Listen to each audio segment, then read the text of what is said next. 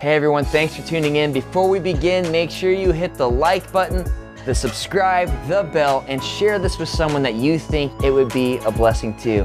And don't forget to join us every Wednesday night at 6:30 here in Surprise, Arizona. And remember, youth matter.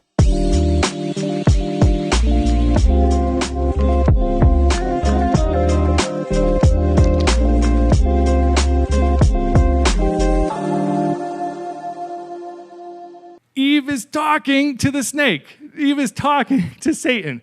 Generally, not a good idea, because the more we talk to Satan, the more we talk to the serpent, the more likely we are to entertain that idea. Very simple example. I'm sitting in history class. I forgot to study, and the thought occurs to me: you should just cheat. Just look at your neighbor's test. Now I should run away from that idea, immediately shut it down. No, it's not the right thing to do. I want to have integrity, etc. However, if I talk back to the snake and say, no, I think I might get caught, and it's wrong. And then Satan talks back and says, really? Who said it's wrong? And didn't your friend cheat last week and they never got caught, did they? Well, Satan, you make a good point. You see where this could go? All of a sudden, you're negotiating with the devil. And the more you do that, there's this phrase I like: if I sit in the barbershop long enough, I'm going to get a haircut. If I continue to talk to Satan and converse and go wishy-washy and play it over in my head, the more likely I am to give in to him. Second, she says, but about the fruit of the tree in the middle of the garden, God said you must not eat it or touch it, or you will die. And the serpent responds, no, you will not die. The serpent said to the woman, in fact, God knows that when you eat it, your eyes will be opened, and you will be like God, knowing good and evil. Very interesting lie that the serpent tells there, because it's not a total lie.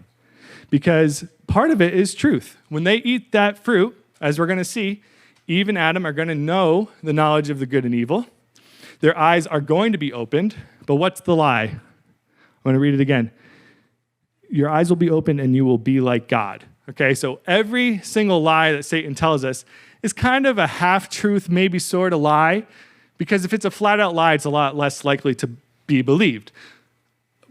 Let's just use that history test example again for a quick moment. So maybe Satan tells you, okay, you're not going to get caught. Maybe that part's true. Maybe you take the test and you don't get caught. But where's the lie there? Well, he doesn't tell you the whole truth. He doesn't tell you that it's going to eat away at your conscience or the Holy Spirit, and every time you see that teacher, you're going to think about the wrong thing you did.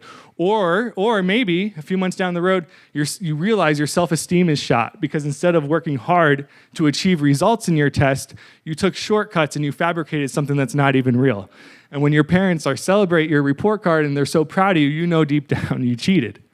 Or maybe you realize you really like to lie and you like to cheat and you start to do it again and again and again in other classes, or you start cutting class, or you start lying in other areas of your life. See, Satan always takes more than what you bargained for, and he never tells you the whole truth. So a piece of advice that I've been thinking about is to play the tape through. When you press play on YouTube, you don't just watch the first 30 seconds or the first minute of the video. You want to go all the way to the end.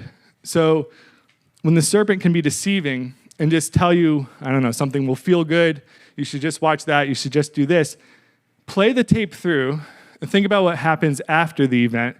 How do I feel? What are the consequences? Who do I have to lie to or whatever in order to get away with it? Play the tape through, because even if Satan mixes a hint of truth in there, there's always a lie, there's always another shoe to drop.